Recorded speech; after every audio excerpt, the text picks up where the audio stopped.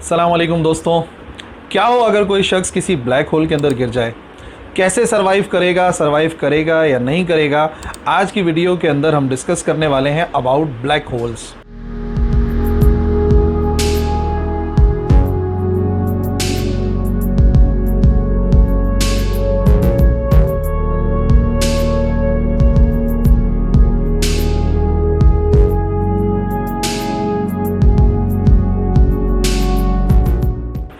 तो देखिए black holes क्या हैं। Basically life cycle of stars की वीडियो के अंदर मैंने ऑलरेडी एक्सप्लेन किया था कि वो स्टार्स जिनका मास कम से कम हमारे सन के लिहाज से 3 गुना ज़्यादा है, वो जब अपने एंड के करीब जाते हैं, अपनी मौत के करीब जाते हैं, तो वो कन्वर्ट हो जाते हैं ब्लैक होल्स में।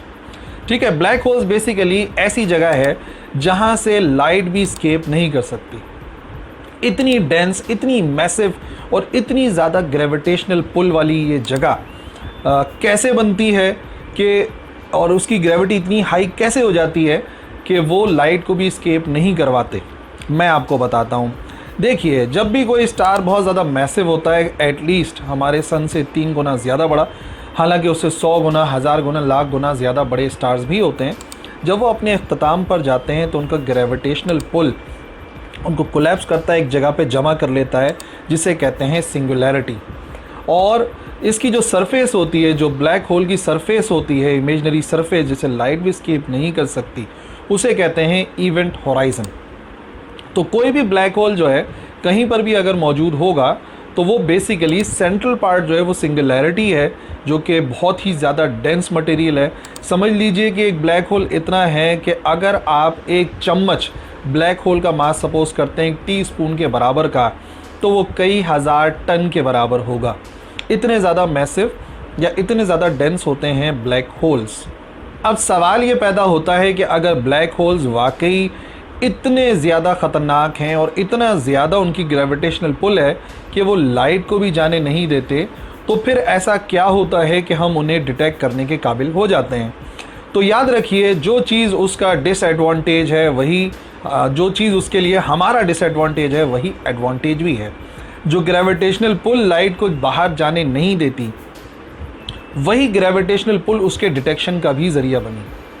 याद रखिए, बहुत सारे ब्लैक होल्स जो मौजूद हैं, जब उनको स्टडी किया जाता है, स्पेस को स्टडी किया जाता है, तो उनके करीब से गुज़रने वाले जितने भी मैटर होते हैं वो अपने पाथ को बेंड करते हैं। उनके करीब से आने वाली जो लाइट होती है वो अपने आप को बेंड करती है। तो कोई भी एबनॉर्मलिटी अगर हमें नज़र आती है स्पेस में कि कोई चीज़ जाते हुए अचानक से पुल हुआ, उसकी वो जो है वो कहीं पर अट्रैक्ट हुई और फिर अचानक से गायब हो गई, तो हम ये डिटेक्ट करते हैं कि वहाँ पे ब्लैक होल मौजूद है। या किसी स्टार से आने वाली लाइट जो कि किसी एक जगह से आते आते बेंड होती हुई नज़र आ रही है, वहाँ पे एक लेंस टाइप स्ट्रक्चर बन रहा है लाइट का, तो वो जाहिर करता है कि वहाँ पे एक ब्लैक होल मौजूद है। ब्लैक होल वैसे तो 3 अक़साम के होते हैं। एक तो होता है सिंपल सा ब्लैक होल जो कि 3 गुना हमारे सोलर मास से लेके 100 सन के बराबर का मास रखते हैं। ये एक नॉर्मल ब्लैक होल्स कहलाते हैं, स्मॉल ब्लैक होल्स कहलाते हैं। इनका मास ज़्यादा नहीं होता, क्योंकि मैं बता रहा हूँ या तो 3 सन के बराबर होंगे या ज़्यादा से ज़्यादा 100 के बराबर होंगे। दूसरे नंबर पर आते हैं massive black holes. Massive black holes का साइज़ हमारे सन के 10 लाख गुना से शुरू हो जाता है। 10 लाख गुना ज़्यादा, यानी समझ लो कि अगर हमारे सन को, जो हमारा सूरज है, उसके 10 लाख उस जैसे अगर सन को जमा करें तो जितना मास बनेगा, उतना मास अगर बनता है तो वो बन जाते हैं सुपर मैसिव ब्लैक होल्स, और वो वाकई में डेंजरस हैं। तीसरे नंबर पर दरमियाने साइज़ के ब्लैक होल्स आते हैं, यानी कि 100 से लेके 1 लाख तक अगर सोलर मास होगा, यानी कि वो हमारे 100 सन से या 1 लाख सन के मास के बराबर के हैं, तो वो इंटरमीडिएट ब्लैक होल्स कहलाते हैं। और जाहिर सी बात है, टाइप्स हमारी बनाई हुई हैं।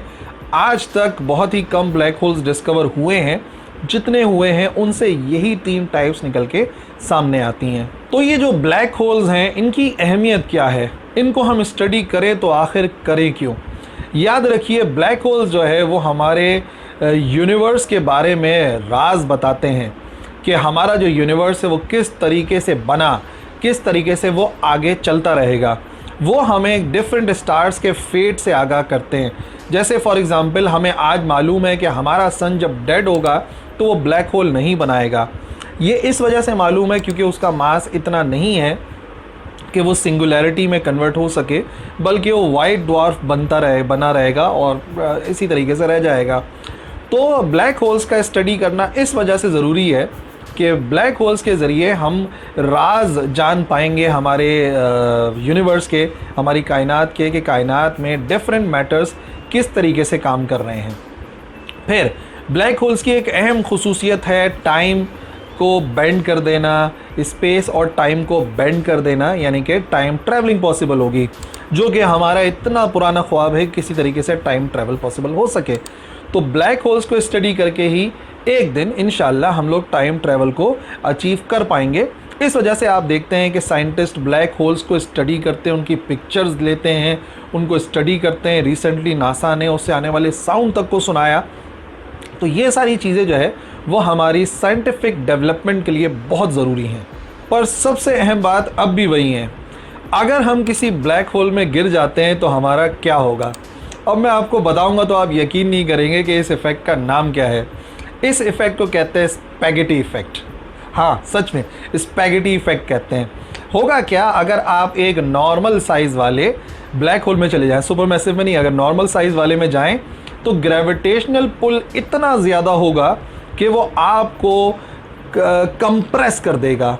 बट वहीं पर ही जो ब्लैक होल्स हैं उनकी अट्रैक्शन में इतनी एबनॉर्मलिटी है कि वो आपको कंप्रेस तो करेंगे, पर वो आपको जब पुल करेगा, खींचेगा, तो वो खींचकर आपका स्पैगेटी बना देगा। ठीक है, तो कोई भी इंसान अगर किसी ब्लैक होल के अंदर गिर जाता है, नॉर्मल ब्लैक होल के अंदर, तो वो स्पैगेटी बन जाएगा। और इस इफ़ेक्ट को स्पैगेटी इफ़ेक्ट कहते हैं। जैसे कि सैजिटेरियस ए स्टार जो हमारे यूनिवर्स, जो हमारा सोलर सिस्टम है, इसमें पाई जाती है, हमारे यूनिवर्स के सेंटर में पाई जाती है, एक ब्लैक होल है, सैजिटेरियस ए स्टार कहते हैं उसे। और ये अच्छा खासा मैसिव स्टार है। ठीक है, तो खुदा ना खास्ता कभी अगर ऐसा होता है तो आपका स्पैगेटी बनना कन्फर्म है। पर क्या हो अगर हम किसी सुपर मैसिव ब्लैक होल के अंदर चले जाएं तो क्या होगा। आपके लिए एक अच्छी न्यूज़ भी है और आपके लिए एक बुरी न्यूज़ भी है।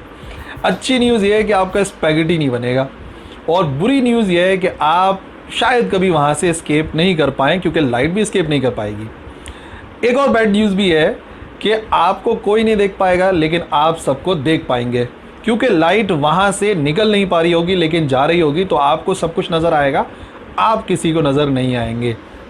ठीक है, पर वहाँ पे आपका स्पैगेटी नहीं बनेगा, क्योंकि उसकी इतनी ज़्यादा ग्रेविटेशनल पुल होता है कि बस आप वहाँ पे जाके अटक जाएंगे। ठीक है, और फिर अब क्या हो सकता है, एक थ्योरी ये कहती है कि हर ब्लैक होल कनेक्टेड होता है एक वाइट होल से। समझ लो, अगर ब्लैक होल आपको सक करता है तो वाइट होल आपको इजेक्ट कर देगा, बाहर निकाल देगा। तो फॉर एग्जाम्पल हो सकता है ऐसा, आप किसी ब्लैक होल के अंदर गिर जाएं तो वाइट होल के ज़रिए आप यूनिवर्स के किसी और जगह पर बाहर निकल आएँ। ठीक है, एक थ्योरी ये भी कहती है कि हर ब्लैक होल कुछ टाइम के बाद, जाहिर सी बात है, कन्वर्ट हो जाता है वाइट होल में। तो बस वहाँ आपको कुछ अरसे इंतज़ार करना है और उस ब्लैक होल के वाइट होल बनने का इंतज़ार करना है। ग्रेविटेशन ख़त्म होगी, आप निकल कर वापस आ जाइएगा। पर क्या आपको मालूम है किसी ब्लैक होल को वाइट होल बनने में कितना अरसा लगेगा? ऐसे ही कुछ करोड़ 1.5 करोड़ साल लगेंगे। ठीक है, तो अब आप सोचोगे कि 1.5 करोड़ साल वहाँ पे कैसे गुजारेंगे। बात यह है कि वो वहाँ पर जो ग्रेविटेशनल पुल है वो इतना स्ट्रॉन्ग है कि जो 1.5 करोड़ साल हैं वो आपके लिए कुछ मिली सेकेंड्स के बराबर होंगे। अगर आप ब्लैक होल में स्टक कर जाते हैं तो बाहर की दुनिया के 1 करोड़ साल शायद आपके कुछ मिली सेकेंड्स के बराबर हों। तो कुछ ही मिली सेकेंड्स के बाद आप वहाँ से बाहर आ जाएंगे, एक थ्योरी ये भी कहती है। तो बहरहाल ये वो थ्योरी है जो बताती है कि आप अगर किसी ब्लैक होल के अंदर चले जाते हैं तो आपके साथ क्या होगा। तो अगर आपका कभी इरादा हो इंसानियत की खिदमत करने का और सैजिटेरियस ए स्टार के अंदर दाखिल होने का, तो ये कुछ आपके साथ हो सकता है। सो उम्मीद करता हूँ कि आज की वीडियो आपके लिए बेनिफिशियल रही होगी, आपके इल्म में इजाफा हुआ होगा। अगर फ़ायदेमंद रही है तो बिल्कुल दूसरों तक शेयर कीजिए। That's all for this video. Allah हाफ़िज़।